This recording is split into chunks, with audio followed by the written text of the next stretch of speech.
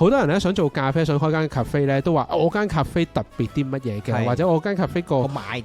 點係咩咖啡特別好飲啦。但係你知道其實而家好多好出名嘅咖啡店咧，其實佢唔係因為杯咖啡好飲啊嘛，係個 barista 好靚女，或者係個好靚，或者係好大隻嘅，係咪？但係淨係真係最叫圍裙嘅，係啦，OK 嘅都係女啦。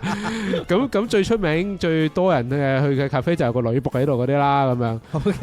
但係嗰啲唔係志在杯咖啡啊嘛，即係成日想去女僕咖啡嗰啲嘢食又難食啦，跟住之後有個心咁樣啦，係啦，你就愛心，即係或者個門口擺個水龍頭咁樣，你可以擺杯咖啡喺度，其實就可能已經引流咗好多啦。咁但係呢個都唔係從嗰個本身個行業出發去打破，即係打破供應鏈啊，定係打破個口味啊咁樣去做咯。即係譬如percent 即係 Arabica 咁，其實佢個出名個點係因為佢喺西環海旁有嗰間鋪用嚟打卡，唔關啲咖啡事啊嘛。